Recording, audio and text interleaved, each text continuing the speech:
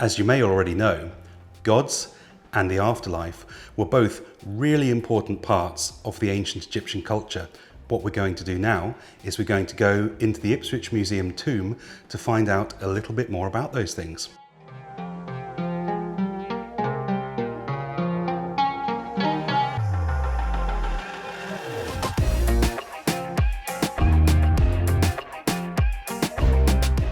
Okay, so here we are in the Ipswich Museum tomb, and right in front of me is our genuine mummy, Lady Tahathor. She wasn't a pharaoh, but she was a very rich Egyptian lady, so she was able to get mummified in preparation for the afterlife. But there were a few more things that you had to do to guarantee you entry to the afterlife, and we're going to have a look at what those are right now.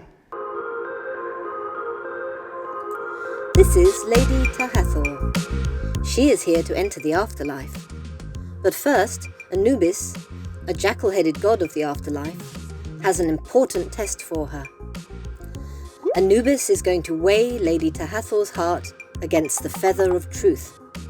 This is why it's important for people to keep their hearts with them when they get mummified. And this is Amut, the crocodile-headed goddess. She is watching with interest because if Lady Tahathor has had a good, happy life, her heart will be nice and light and she can continue her journey in the afterlife.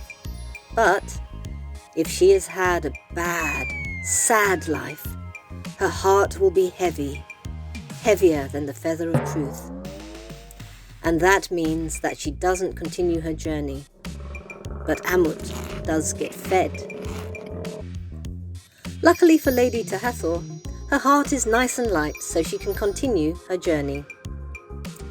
She passes Thoth, the ibis-headed scribe god.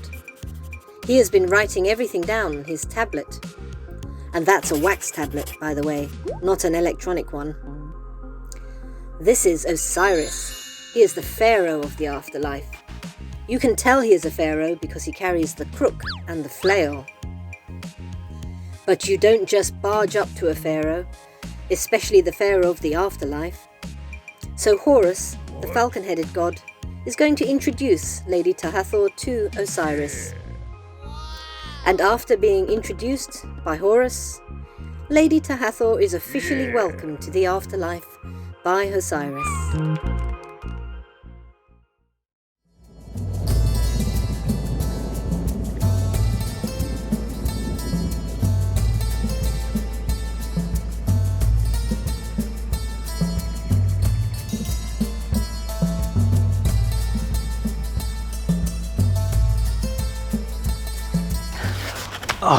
So, as you can see, gods and goddesses were hugely important to the ancient Egyptians, but there were so many more than just the ones that dealt with the afterlife. They performed a variety of different roles. For instance, there was Ra, there was Sekhmet, there was Khnum, there was Bastet, Bez, and loads more. But I'm not going to stand here telling you all about them. Instead, what's going to happen is, using the information we've provided, you guys are going to make your own masks and find out all about them for yourself. Have fun!